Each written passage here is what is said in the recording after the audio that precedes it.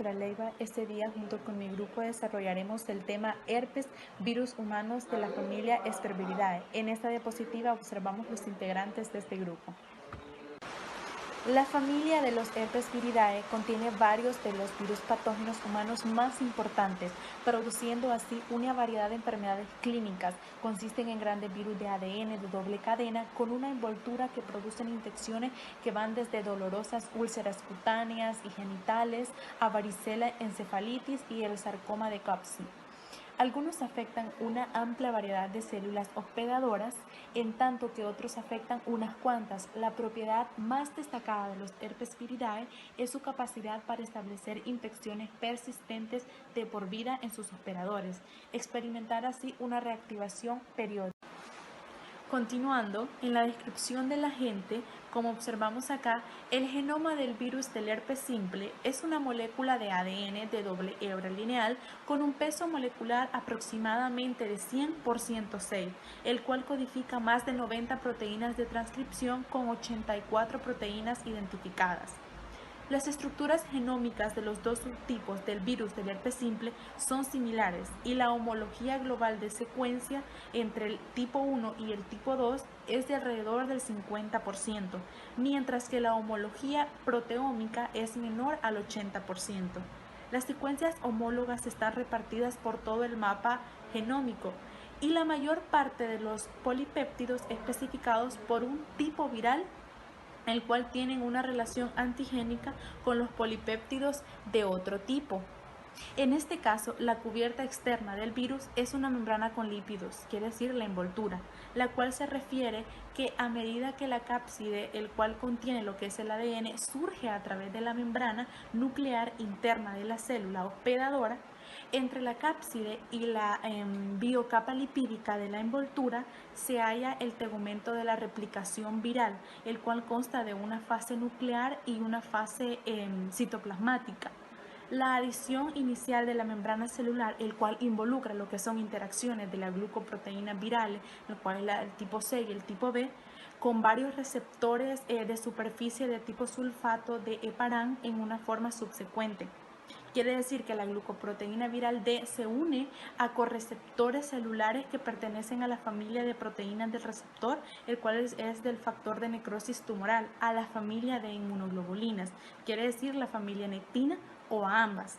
La ubicuicidad de estos receptores contribuye a lo que es una amplia gama de hospedadores del virus del herpes. La replicación está muy regulada tras la fusión e ingreso, lo que es el núcleo cápside, el cual entra al citoplasma y varias proteínas virales son liberadas desde el virión. Algunas interrumpen lo que es la síntesis de proteína del hospedador, aumentando la degradación del ácido ribonucleico celular, mientras que otras activan lo que es la transcripción de genes incipientes de la replicación del virus humano simple. Bien. Estas regiones específicas de tipo se han utilizado para desarrollar análisis serológicos que permiten diferenciar los dos subtipos virales. Se puede utilizar lo que es el análisis por endonucleasa de restricción o por secuencia de lo que es del ADN para poder distinguir entre los dos subtipos y entre cepas de cada subtipo. Puede emplearse lo que es análisis de endonucleasa de restricción del ADN viral o una dilucidación de la secuencia del ADN para distinguir los dos subtipos de lo que son las cepas. En este caso se pueden emplear lo que es el análisis de endonucleasa, el cual da una restricción del ADN viral o la dilución de la secuencia del ADN para poder distinguir los dos subtipos de las cepas y de cada subtipo. La variabilidad de las secuencias de los nucleótidos que presentan lo que son las cepas del virus herpes tipo 1 y tipo 2 son aisladas en muestras clínicas. Es tal que las cepas del virus de los dos individuos puede diferenciarse por sus tipos, ya sea por enzimas de restricción o sus secuencias genómicas. También, aún más, con base a tales pautas que puedan identificar lo que son fuentes epidemiológicas como compañeros sexuales, binomios, madre, lactante o personas que participan en un brote común, ya que el genoma viral está envuelto en lo que es una cápsula proteínica de forma icosaédrica regular, cápside, la cual está formada por 162 capsómeros.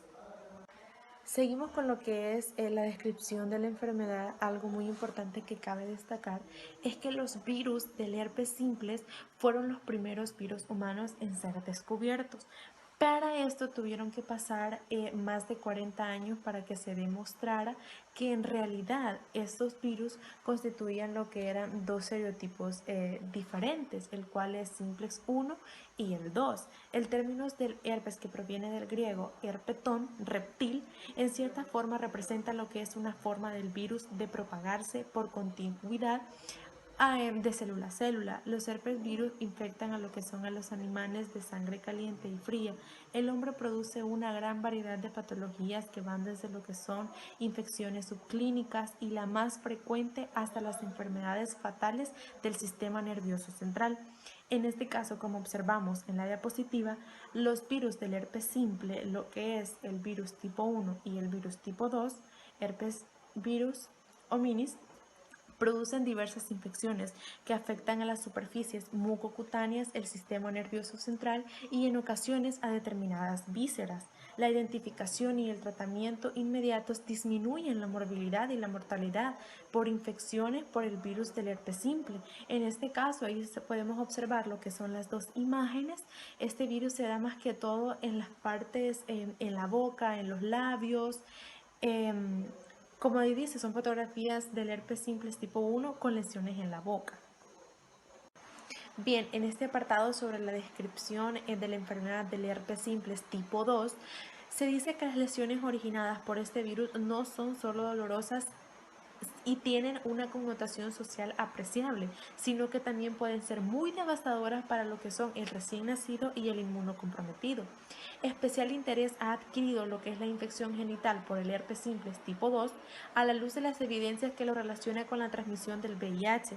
Su estructura es similar a la del herpes simples tipo 1, salvo diferencias en algunas glicoproteínas de envoltura y en su composición de guanina más citosina, que es del 69%, que permite diferenciarlos en los procesos de diagnóstico de laboratorio.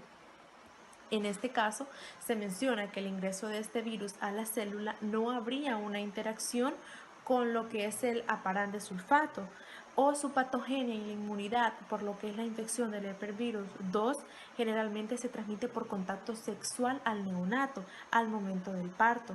El virus puede estar presente en las lesiones de la piel o la mucosa de los genitales, o bien puede ser excretado en forma asintomática en lo que es el semen y en la secreción vaginal. Mediante el contacto directo, la mayoría de las personas se infecta de manera asintomática, por lo cual se ha establecido que el 95% de los infectados a nivel anogenital se excretan lo que es el virus. Muy bien, vamos al apartado de lo que es la epidemiología del virus herpes simplex tipo 1 y 2. Se menciona que el virus herpes simplex tipo 1 generalmente se adquiere a edad temprana, es de distribución mundial. Sin embargo, existen lo que son diferencias geográficas de una región y etarias al interior del país. Se presentan lo que son mayores prevalencias y menores prevalencias. Entre las mayores prevalencias podemos mencionar lo que es África Central, el cual encabeza con un 97%, el Medio Oriente con el 75%. En estos países la cantidad de personas o la edad de niñas contagiadas de lo que es este virus se considera que son niñas menores de 10 años, y uno de los factores que influye en este es la poca educación sexual que estas niñas presentan, que se les da a estas niñas. Es una problemática la cual ha alarmado a muchas instituciones mundiales. Y luego presentamos lo que son las menores prevalencias. Se observan lo que es España y Alemania con el 49%. En este caso son menores de 18 años. Luego, con el virus herpes simplex tipo 2, dice que se estimula que a nivel mundial se estima una prevalencia del 16% de la población entre 15 y 49 años, con más mujeres infectadas y un incremento en la edad. La incidencia anual se estima de 0.7% de la población, con mayor proporción en mujeres.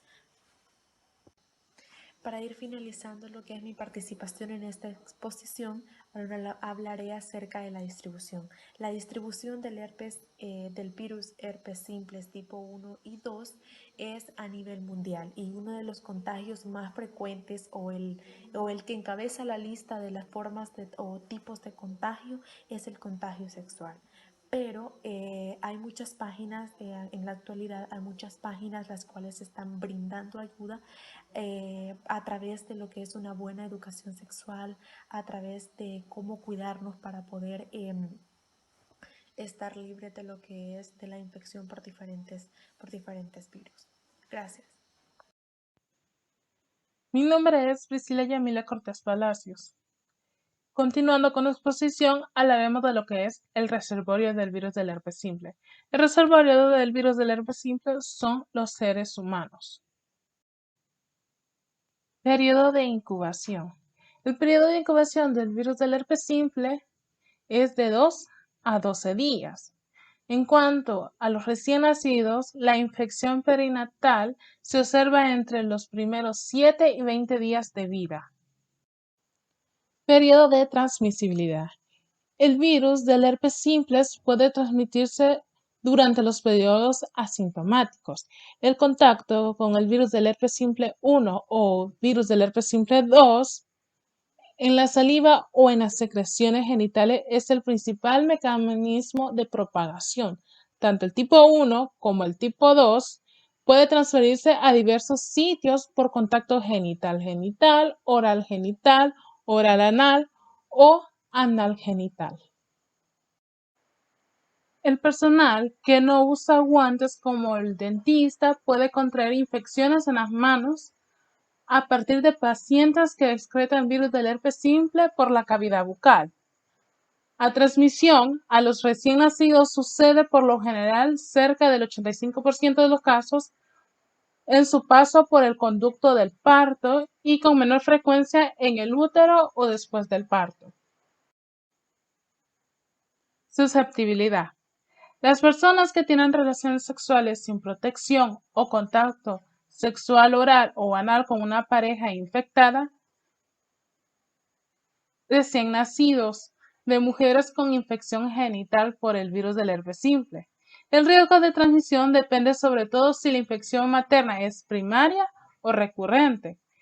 El riesgo de transmisión es alto, entre el 30 y el 50% en las mujeres que contraen la infección hacia el final del embarazo y bajo o menor del 1% en las mujeres con antecedentes de herpes recurrentes al final del embarazo o que contraen la infección genital por el virus del herpes simple durante la primera mitad del embarazo.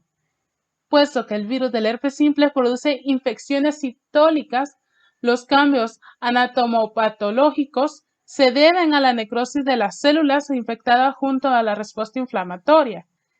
Las lesiones provocadas en la piel y las mucosas por el virus del herpes simple 1 o virus del herpes simple 2 son las mismas y se parecen a las del virus de la varicela zoster.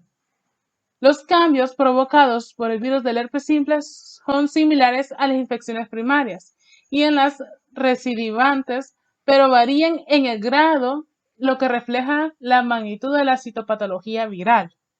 En los inmunodeprimidos, los receptores de trasplante renal, cardíaco y de médula ósea tienen mayor riesgo de infecciones herpéticas graves. Los pacientes con neoplasias malignas hematológicas y aquellos con SIDA padecen infecciones más frecuentes y más graves por virus del herpes simple. Patogenia. Los cambios histopatológicos característicos consisten en el bombamiento de las células infectadas, producción de cuerpos de inclusión intranuclear de Coventry tipo A, marginación de cromatina y formación de células gigantes multinucleadas. La fusión celular proporciona un método eficiente para la diseminación intracelular del virus del herpes simple, aun cuando haya anticuerpos neutralizantes. El virus del herpes simple presenta 3 tipos de infecciones, los cuales son la infección primaria, la infección aguda y la infección latente. Iniciaremos hablando por la infección primaria. El virus del herpes simple se transmite por el contacto de una persona susceptible con un virus excretado individual. El virus debe presentar superficies de la mucosa o la piel que estén lesionadas para poder así iniciar una infección. La piel intacta es resistente. Las infecciones por el virus del herpes simple tipo 1 suelen limitarse a la bucofaringe y el virus se disemina por gotículas respiratorias o por contacto directo con saliva infectada. El virus del herpes simple tipo 2 suele transmitirse por las vías genitales. La replicación viral ocurre primero en el lugar de la infección. El virus invade luego las terminaciones nerviosas locales y es transportado por el flujo axonal retrógrado hacia los ganglios de la raíz dorsal, donde, después de la replicación adicional, se establece la latencia, las infecciones bucofaringeas por el virus del herpes simple tipo 1 y producen infecciones latentes en el ganglio del trigémino, mientras que las infecciones genitales por el virus del herpes simple tipo 2 dan lugar a la infección latente de los ganglios sacros. La viremia es más frecuente durante las infecciones primarias por el virus del herpes simple tipo 2 que durante las infecciones por el virus del herpes simple tipo 1. Las infecciones primarias por el virus del herpes simple suelen ser leves. De hecho, la mayor parte es asintomática. Solo pocas veces sobreviene la enfermedad sistémica. La afectación difusa de órganos surge cuando un hospedador es inmunodeprimido y no puede limitar la replicación viral y se presenta así una viremia. Infecciones agudas. Tanto el virus del herpes simple tipo 1 como el virus del herpes simple tipo 2 inicialmente infectan la replicación en las células mucoepiteliales y provocan algún tipo de infección lítica o productiva para después establecer una infección latente en las neuronas. Los cambios patológicos durante la infectación aguda consisten en el desarrollo de células gigantes multinucleadas, degeneración vascular de las células epiteliales, necrosis focal, cuerpos de inclusión intranuclear eosinofílicos y una respuesta inflamatoria que se caracteriza por una infiltración inicial de neutrófilos polimorfonucleares y una infiltración subsiguiente de las células mononucleares. El virus puede propagarse dentro o entre neuronas a través de las redes celulares de apoyo de un axón o un nervio, lo que produce infecciones latentes en los ganglios sensoriales o de los nervios autónomos. La difusión del virus puede presentarse mediante la transferencia de célula a célula, por lo que no puede verse afectada por las inmunoglobulinas circulantes. Infección latente. En cuanto a la infección latente, tenemos que el virus reside en ganglios con infección latente en un estado de no replicación. Solo se expresa como muy pocos genes virales. La persistencia viral en los ganglios con infección latente dura toda la vida del hospedador. No se puede aislar el virus entre las recidivas en el lugar habitual de las lesiones recidivantes o cerca del mismo. Los estímulos desencadenantes pueden reactivar el virus latente, lo que comprende lesión axonal, fiebre, tensión física o emocional y exposición a la luz ultravioleta. El virus sigue los axones de regreso hacia la periferia y procede a la replicación en la piel o en la mucosa. Las reactivaciones espontáneas se presentan en el hospedador pese a la inmunidad humoral y celular específica contra el virus del herpes simple. Sin embargo, esta inmunidad limita la replicación viral local, de manera que las infecciones recidivantes son menos difusas y menos graves. Muchas recidivantes son asintomáticas, solo se reflejan por la eliminación del virus en las secreciones. Cuando se producen síntomas, los episodios de infección recidivantes por el virus del herpes simple tipo 1 suelen manifestarse como herpes labial, cerca del labio. Más del 80% de la población humana alberga virus del herpes simple tipo 1 en una forma latente, pero solo una pequeña porción experimenta recidivas. cuadro clínico. Empezaremos hablando por la infección bucofacial o bucofaringe. Las manifestaciones clínicas más frecuentes de la primoinfección por el virus del herpes simple tipo 1 son la gingivoestomatitis y la faringitis, mientras que las manifestaciones clínicas más frecuentes de la reactivación de la infección por el virus del herpes simple es el herpes labial recidivante. La faringitis y la gingivoestomatitis causadas por el virus del herpes simple suelen ser consecuencia de una infección primaria y se observan con mayor frecuencia en niños y adultos jóvenes. Los síntomas y los signos clínicos consisten en fiebre, malestar, mialgias, incapacidad para comer, irritabilidad y adenopatía del cuello uterino, cuya duración oscila entre 3 y 14 días. Las lesiones pueden afectar también el paladar duro y el blando, encías, lenguas, labio y región facial.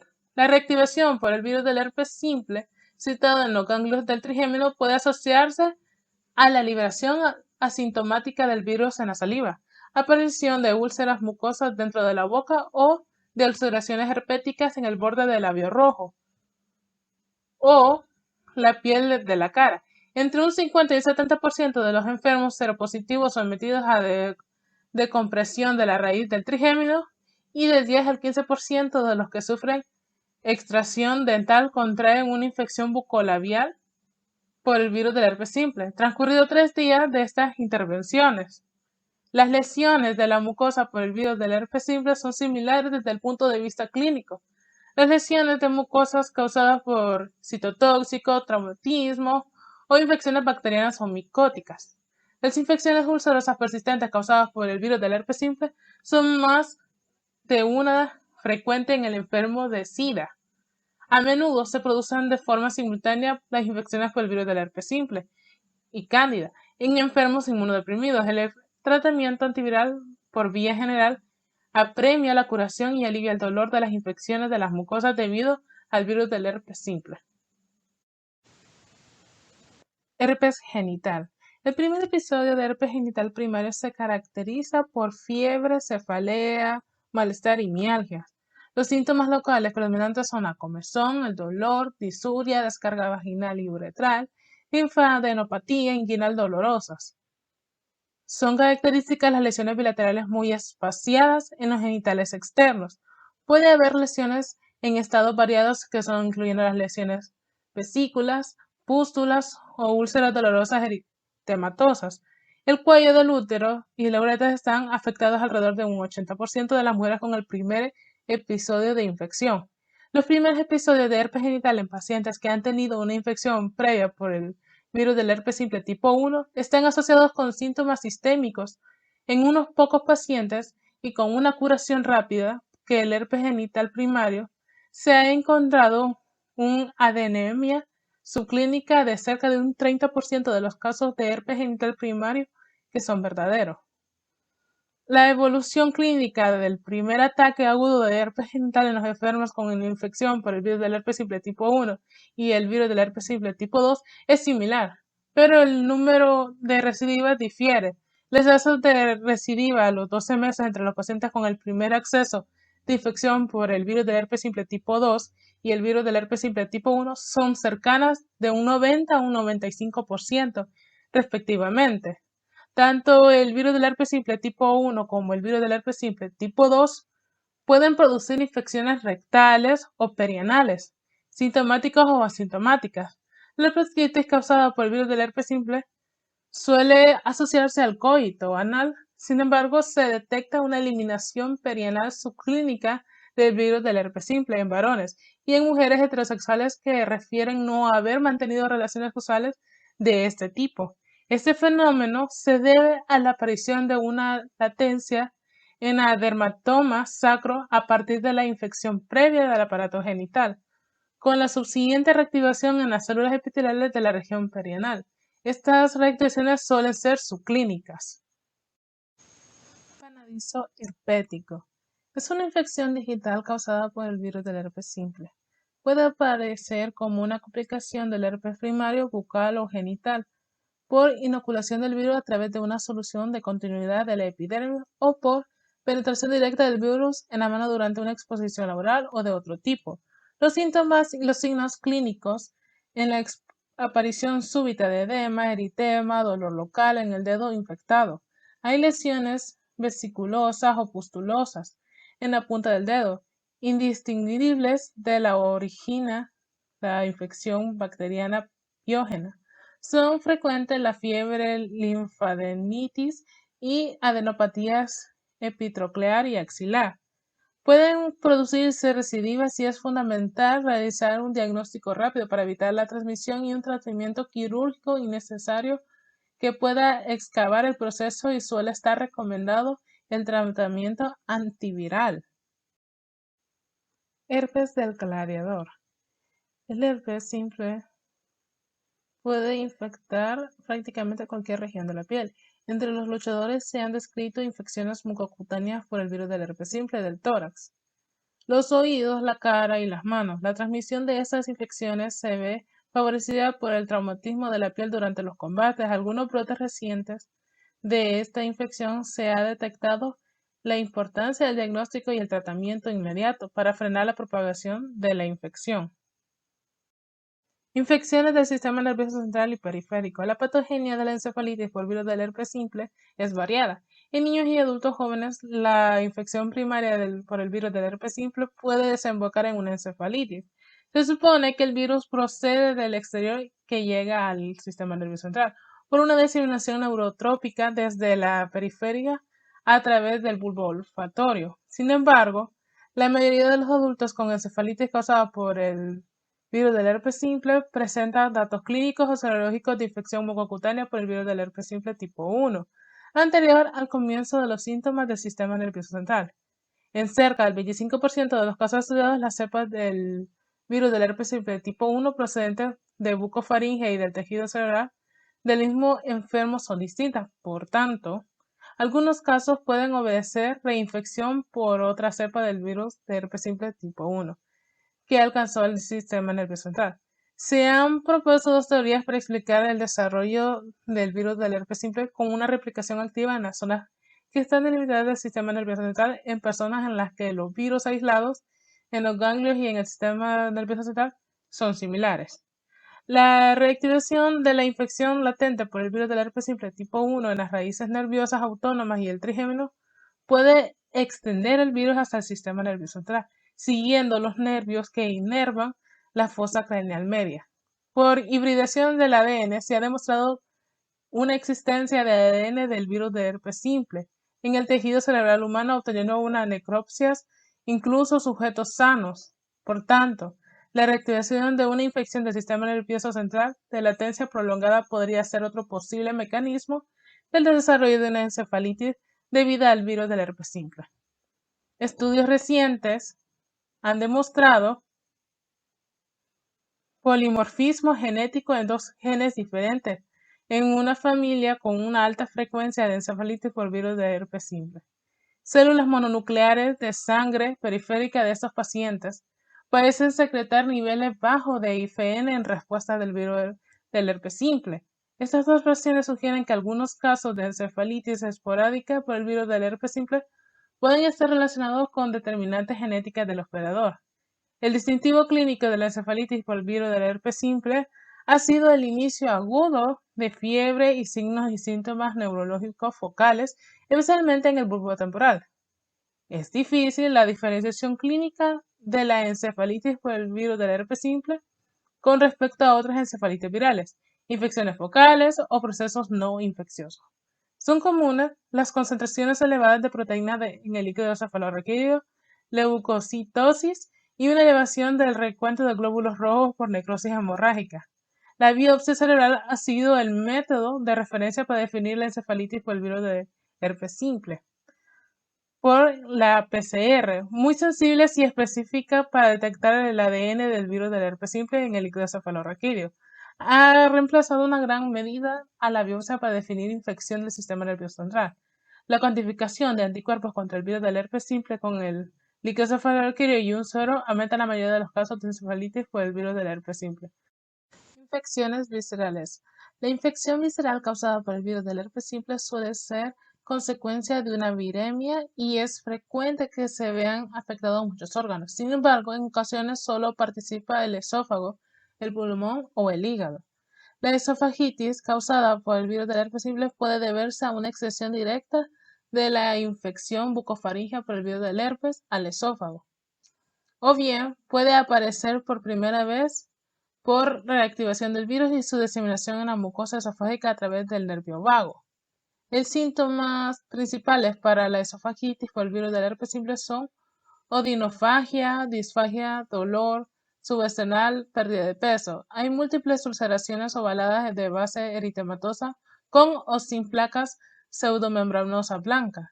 La porción distal del esófago se afecta con mayor frecuencia y si el proceso es extenso, puede haber frivalidad difusa en todo el esófago. En cuanto a la neumonitis por el virus del herpes simple es muy poco común, excepto en pacientes gravemente inmunodeprimidos y puede resultar por extensión traqueobronquitis herpética hacia la parenquima pulmonar. A menudo sigue la neumonitis focal necrosante.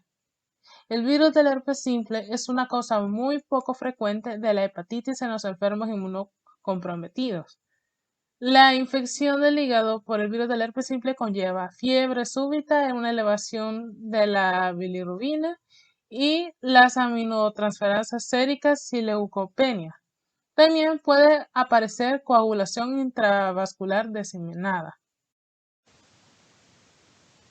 Infección del recién nacido. Infección por el virus del herpes simple en recién nacido entre todas las poblaciones infectadas por el virus del herpes simple.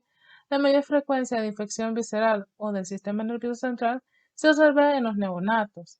La tasa de mortalidad global del herpes neonatal no tratado es de un 65% y menos del 10% de los recién nacidos con una infección del sistema nervioso central podrán ellos tener un desarrollo normal. Aunque sus lesiones cutáneas de las manifestaciones características de la enfermedad, muchos lactantes no la sufren hasta tener la enfermedad en un grado más avanzado. La infección neonatal suele adquirirse de una forma perinatal por el contacto con las secreciones genitales infectadas en el momento del parto. Se ha descrito la infección congénita de lactantes.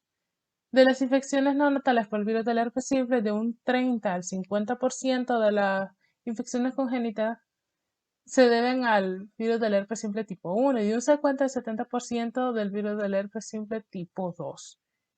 El riesgo de contraer una infección neonatal por el virus del herpes es 10 veces mayor para el lactante nacido de una madre que ha adquirido recientemente la infección por el virus del herpes simple que para otros lactantes.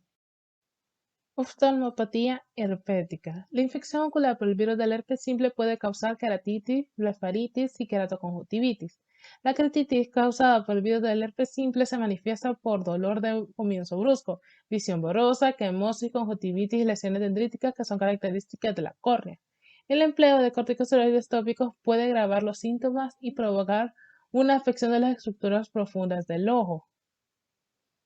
La queratitis del estroma causado por el virus del herpes simple parece estar relacionado con la destrucción del tejido corneal profundo dependiente de los linfocitos T. Se ha propuesto que un factor importante de esta infección es un epitopo del virus del herpes simple tipo 1, que es un autorreactivo con los antígenos corneales para los linfocitos T. Virus del herpes simple en el embarazo. El riesgo de transmisión del virus del herpes simple de madre e hijo en el periodo perinatal es máximo cuando la infección se adquiere cerca del parto. Las manifestaciones clínicas de herpes genital recurrentes son similares en mujeres embarazadas y no embarazadas. La frecuencia de las recurrencias aumenta durante el transcurso del embarazo. Sin embargo, cuando las mujeres son seropositivas para el virus del herpes simple tipo 2, al inicio del embarazo no se observa un efecto alguno sobre los resultados en el neonatal. El primer episodio de infecciones durante el embarazo tiene una consecuencia más grave para madre e hijos.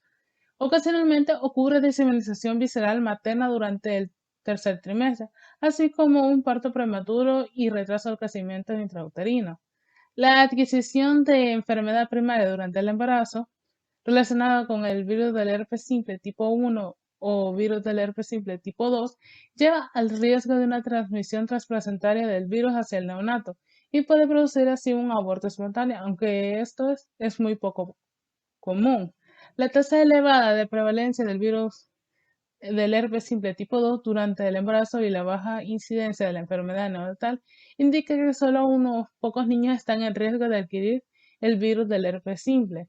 Por tanto, no se justifica la cesárea en todas las mujeres con enfermedad genital recurrente, como la transmisión de la infección del intraparto es causa de la mayor parte de los casos. Solo las mujeres que están librando del virus del herpes simple en el momento del parto necesitan ser consideradas para cesárea.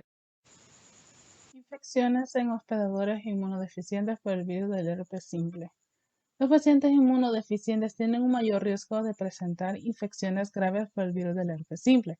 Estos comprenden a los pacientes inmunodeprimidos por enfermedades o tratamiento y los individuos desnutridos. Los receptores de trasplante renal, cardíaco y de médula ósea tienen un mayor riesgo de infecciones hepáticas graves.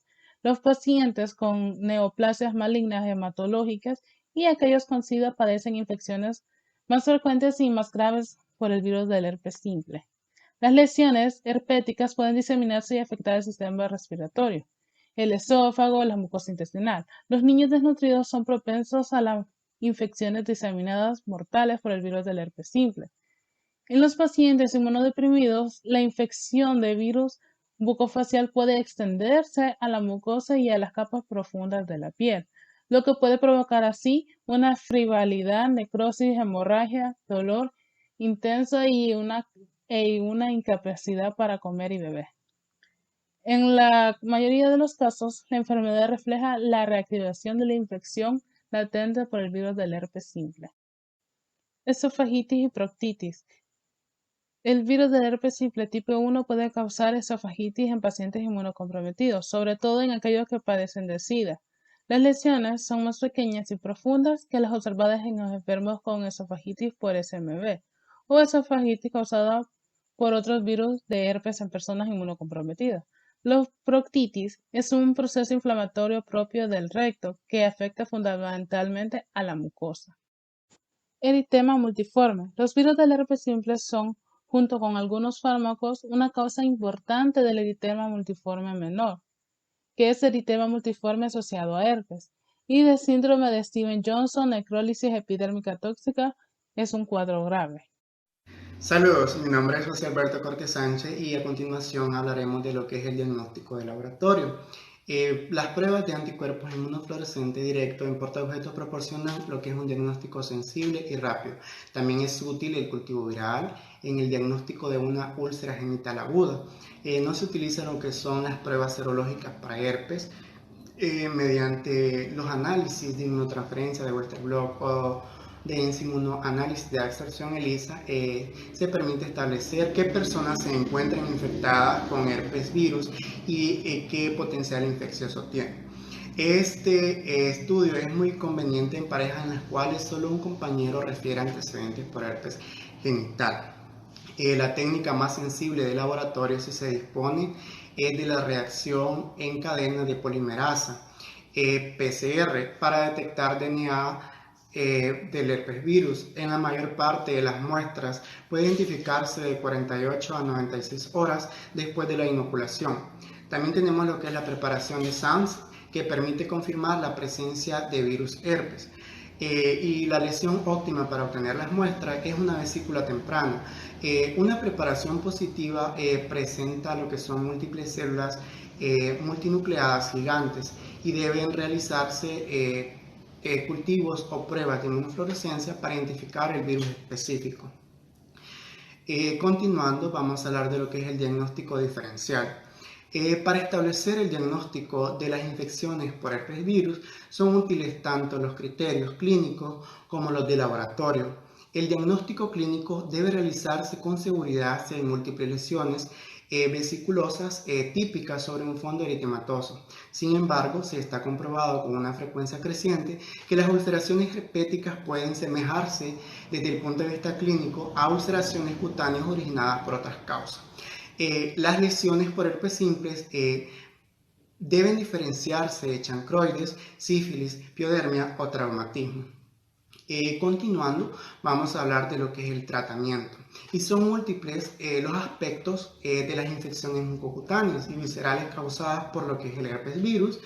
que pueden tratarse con quimioterapia antivírica. El aciclovir y sus conserjes, fanciclovir y valaciclovir, han constituido los pilares del tratamiento de las infecciones mucocutáneas. Existen diversos antivíricos de uso tópico para las infecciones oculares debidas al herpes virus, como la hidroxuridina, trifluorotimidina, la vidarabina tópica y cidofovir. En la encefalitis por herpes virus y el herpes neonatal, el tratamiento preferente es el aciclovir por vía intravenosa. También vamos a mencionar lo que es el mecanismo de acción. La biodisponibilidad oral del aciclovir es de aproximadamente del 10 a 30% y disminuye con el aumento de las dosis. La administración de una dosis oral se puede mejorar con la forma del profármaco valaciclovir, que es una versión esteroidatificada con mayor biodisponibilidad que va de un 55 a un 70% que el aciclovir. La desintoxicación ocurre de manera rápida y casi completa después de la administración oral. El aciclovir se distribuye de modo extenso en los fluidos corporales, incluidos el líquido vesicular, el humor acuoso y el líquido cefalorraquídeo. En comparación con el plasma, las concentraciones salivales son bajas y las concentraciones en la secreción vaginal varían mucho. El aciclovir se concentra en la leche materna, el líquido amniótico y la placenta. Los niveles plasmáticos en recién nacidos son similares a los niveles maternos. La absorción percutánea del aciclovir después de la administración tópica es baja. La excreción renal de aciclovir no metabolizado por filtración glomerular y secreción tubular es la principal vía de eliminación y tienen un tiempo de vida media de eliminación de 2.5 horas en adultos con una función renal normal y en neonatos aproximadamente de 4 horas y aumenta a 20 horas en pacientes anúricos. Todos los antivíricos aprobados oficialmente para el uso del tratamiento para la infección por herpes virus actúan mediante la inhibición del DNA polimerasa del herpes virus. Un tipo de fármaco representado es el aciclovir y está constituido por los sustratos para la enzima del herpes virus, la timidicinasa. El aciclovir y valaciclovir y fanciclovir y valaciclovir se fosforilan selectivamente a la forma monofosfato en las células infectadas por el virus. Las enzimas celulares convierten la forma monofosfato del fármaco en la forma trifosfato, que entonces se incorpora a la cadena del DNA virídico. En cuanto a la dosis, vamos a decir que en las infecciones genitales iniciales por herpes virus, el aciclovir oral de 200 miligramos 5 veces al día o 400 miligramos 3 veces al día durante 7 a 10 días y el valaciclovir 1000 miligramos 2 veces al día durante 7 a 10 días se asocian con reacciones significativas en la diseminación del virus, síntomas y el tiempo para la curación. El aciclovir por vía intravenosa, 5 miligramos por kilogramo cada 8 horas, tienen efectos similares en pacientes hospitalizados con infecciones genitales primarias graves por herpes virus. El aciclovir tópico es mucho menos efectivo que la administración sistémica. Ninguno de estos regímenes reduce de manera reproducible el riesgo de lesiones genitales recurrentes. El aciclovir en una dosis de 200 miligramos 5 veces al día o 400 miligramos 3 veces al día durante 5 días u 800 miligramos 3 veces al día durante 2 días o valaciclovir de 500 miligramos 2 veces al día durante 3 a 5 días acorta las manifestaciones de episodios recurrentes de herpes virus genital en 1 a 2 días. Con frecuencia, el herpes genital recurrente puede suprimirse eficazmente con aciclovir oral crónico a una dosis de 400 miligramos 2 veces al día o 200 miligramos 3 veces al día o con valaciclovir 500 miligramos o para recurrencias muy frecuentes se puede utilizar 1000 miligramos una vez al día. Durante el uso, la tasa de recidivas clínicas disminuye en cerca de un 90% y la dispersión subclínica se reduce marcadamente, aunque no se elimina. Lo que es la supresión del herpes genital con valaciclovir reduce el riesgo de transmisión de la infección a una pareja susceptible casi en un 50% en un periodo de 8 meses. El aciclovir oral es eficaz para la gingivoestomatitis herpética primaria a una dosis de 600 miligramos por metro cuadrado durante 10 días en niños, pero proporciona un modesto beneficio clínico en el herpes bucolabial recurrente. El valaciclovir a dosis elevadas a corto plazo, 2 gramos 2 veces al día durante un día, acorta la duración del herpes bucolabial alrededor de un día. La FDA ha aprobado una combinación de aciclovir hidrocortisona para el tratamiento temprano de las lesiones herpéticas recurrentes de la cavidad bucal. La crema tópica de aciclovir es modestamente efectiva en las infecciones recurrentes labiales y en las infecciones genitales por virus del herpes simple. La profilaxis con aciclovir preexposición de 400 miligramos 2 veces al día durante una semana reduce el riesgo general de recurrencias en un 73% en aquellos con recidivas inducidas por el sol de infecciones por herpes virus. El aciclovir durante el último mes de embarazo reduce la probabilidad de diseminación viral y la frecuencia de partos por cesárea en mujeres con herpes genital primario o recurrente. En pacientes inmunocomprometidos con infección mucocutánea por herpes virus, el aciclovir intravenoso a una dosis de 200 miligramos por metro cuadrado cada 8 horas durante 7 días acorta el tiempo de cicatrización, la duración del dolor y el periodo de eliminación del virus. El aciclovir oral a una dosis de 800 miligramos 5 veces por día y el valaciclovir 1000 miligramos 2 veces al día durante 5 a 10 días también son efectivos. El aciclovir por vía intravenosa puede ser beneficioso en la disminución visceral por el herpes virus en pacientes inmunocomprometidos y en pacientes con quemaduras infectadas por el herpes virus. La profilaxis sistémica con aciclovir es altamente efectiva en la prevención de infecciones por herpes virus mucocutáneas en pacientes seropositivos sometidos a inmunosupresión. El aciclovir intravenoso, 250 miligramos por metro cuadrado cada 8 a 12 horas, iniciados antes del trasplante y que continúa durante varias semanas previas a la enfermedad del herpes virus en los receptores de trasplante de la médula ósea. Para los pacientes que pueden tolerar los medicamentos orales, el aciclovir oral de 400 miligramos 5 veces al día es eficaz y el aciclovir oral a largo plazo de 200 a 40 miligramos 3 veces al día durante 6 meses. Se ha comprobado la eficacia del aciclovir y valaciclovir y fanciclovir para acortar la duración de los síntomas y las lesiones de las infecciones mucocutáneas causadas por el herpes virus en enfermos inmunodeprimidos e inmunocompetentes.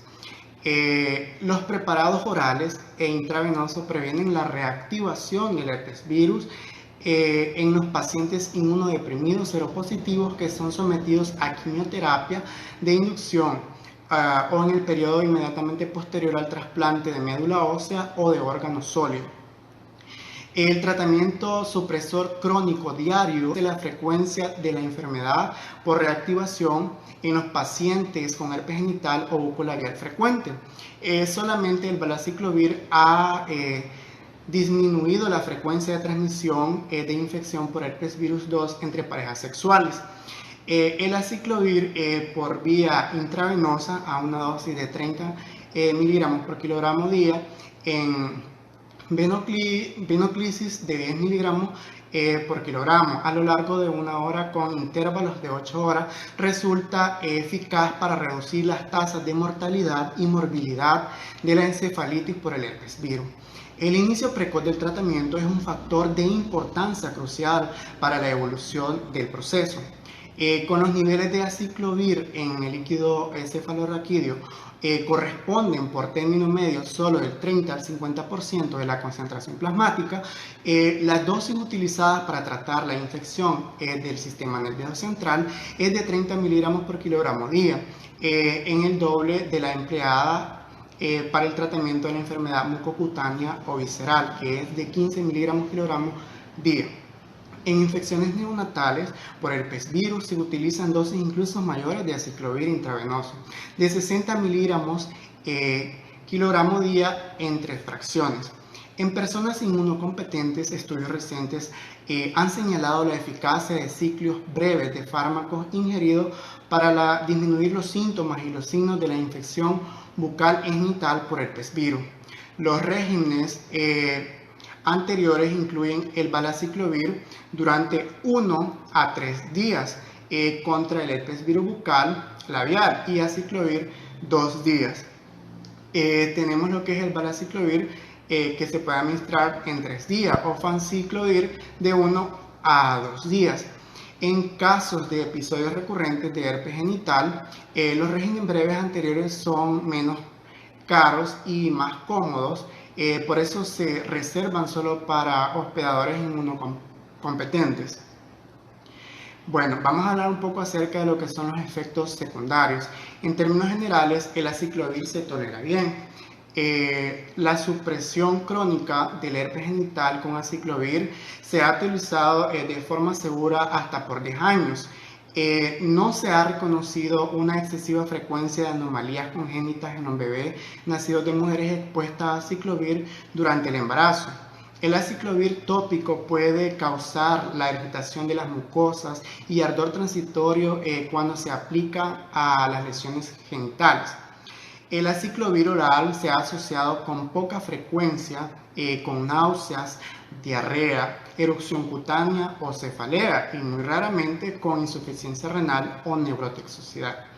El valaciclovir también puede estar asociado con cefaleas, náuseas, diarrea, nefrotoxicidad y síntomas del sistema nervioso central como confusión y alucinaciones. El aciclovir se ha asociado con neurotropenia en recién nacidos. Los principales toxicidades limitantes de la dosis del aciclovir intravenoso son la insuficiencia renal y los efectos secundarios del sistema nervioso central. La nefrotoxicidad por lo general se vuelve reversible con el cese del fármaco. La hemodiálisis puede ser útil en casos graves. Puede haber somnolencia y letargo graves con combinaciones de sidubudina y aciclovir. La citosporina concomitante y probablemente otros agentes nefrotóxicos aumentan el riesgo de nefrotoxicidad. El probenecid disminuye la eliminación renal de aciclovir y prolonga la vida media de eliminación. La tolerancia a corto plazo del fanciclovir es comprobable con la del aciclovir. El penciclovir es mutagénico a altas concentraciones. La administración a largo plazo, 1 año, no afecta la espermatogénesis en los hombres. La seguridad durante el embarazo no ha sido establecida. La nefrotoxicidad es el principal efecto secundario que limita la dosis del cidofovir intravenoso. El probenecid oral concomitante y la prehidratación con solución salina reducen el riesgo de toxicidad renal. Sin embargo, el probenecid altera la eliminación renal de muchos agentes, aunque no del cidofovir. En resumen, mencionamos los efectos tóxicos de los siguientes fármacos: el aciclovir, reacciones neurotóxicas, disfunción renal reversible y reacciones locales. El fanciclovir, angioedema inicial, más adelante en contadas ocasiones síntomas del tubo digestivo, cefalea y erupciones. El foscarnet, neurotoxicidad, ulceraciones genitales y trastornos del calcio.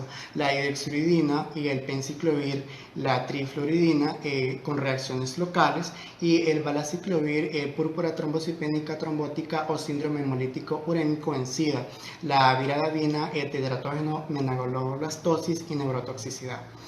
La supresión del herpes mucocutáneo. Estudios recientes han demostrado la eficacia de la administración diaria de aciclovir y valaciclovir para disminuir la frecuencia de reacciones por herpes virus en personas VIH positivas. Los regímenes empleados incluyen aciclovir a 400 miligramos 3 veces al día y fanciclovir 500 miligramos 2 veces al día y valaciclovir 1 gramo 2 veces al día.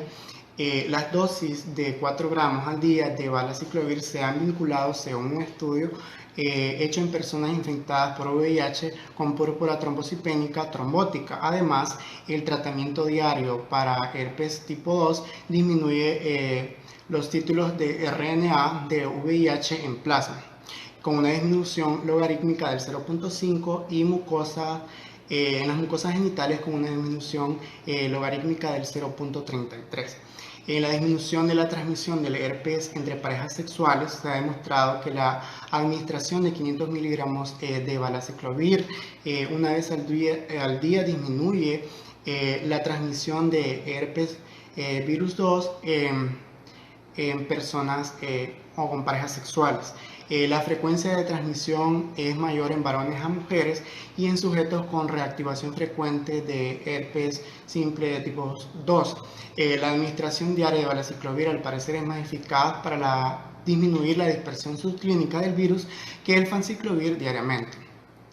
También la resistencia al aciclovir. Se han identificado cepas de herpes virus resistente al aciclovir y en muchas de ellas muestran alteración de la especificidad por el sustrato en cuanto a la fosfolarización del aciclovir. Por esta razón es frecuente detectar resistencia cruzada de fanciclovir y valaciclovir. A veces surge algún virus con alteraciones de la especificidad por quimiosinasa y es sensible al fanciclovir pero no al aciclovir. En algunos individuos que tienen virus con inmunodeficiencia de quimiosinasa, las lesiones desaparecen con dosis altas de aciclovir. En otros, la enfermedad clínica evoluciona a pesar de las dosis altas del fármaco. Casi todos los casos de resistencia de alcance clínico al aciclovir se han observado en personas inmunodeficientes. En casos de resistencia al aciclovir se recurrirá al foscarnet, pero sus efectos tóxicos y sus costos suelen reservarse para individuos con infecciones mucocutáneas extensas. Ahora vamos a hablar de lo que son las complicaciones. Las complicaciones incluyen pioderma, eczema y panadizo herpéticos, herpes de los gladiadores, proctitis, esofagitis, infección neonatal, queratitis y encefalitis. En cuanto al pronóstico, además de las complicaciones descritas, los episodios recurrentes varían varios días y los pacientes se recuperan sin secuela. En cuanto a la prevención y control, vamos a tener medidas preventivas en la educación para la salud e higiene personal dirigida a reducir al mínimo la transferencia de material infectante, evitar la contaminación de la piel de los enfermos ectematosos con material infectante. El personal de salud debe usar guantes cuando esté en contacto directo con las lesiones potencialmente infectantes. Está indicada la cesárea antes de que se rompan las membranas. Hacia finales del embarazo aparecen infecciones primarias o recurrentes del herpes genital. Por lo elevado riesgo de la infección del recién nacido, de alta letalidad de un 30 a un 50%. El empleo del condón de látex durante el contacto sexual puede disminuir el riesgo de infección. El aciclovir puede usarse con el fin preventivo para minorar la incidencia de recurrencias y de infecciones herpéticas en las personas inmunodeficientes. En control del paciente, de los contactos y del ambiente inmediato tenemos la notificación a la autoridad local de salud. Generalmente no se justifica la notificación oficial de los casos individuales. El aislamiento de los contactos en el caso de las lesiones neonatales graves, diseminadas o de tipo primario. En el caso de lesiones recurrentes, el drenaje y la precauciones propias de la secreción. Los pacientes con lesiones herpéticas deben mantenerse alejados de los recién nacidos, de los niños con eczema o quemaduras y los pacientes inmunodeprimidos también. La desinfección concurrente, cuarentena, inmunización de los contactos, pues no se aplica ninguna medida. La investigación de los casos y de la fuente de infección pocas veces tiene utilidad práctica. El tratamiento específico en las manifestaciones agudas de la queratitis herpética, de las ulceraciones dendríticas e incipientes, deben tratarse con trifluoridina o arafinóxido de adenina en pomada o solución oftálmica. Nunca se usarán corticosteroides en el caso de que estén afectados los ojos, a menos que se les administre un oftalmólogo experto. Las infecciones neonatales deben tratarse con aciclovir intravenoso.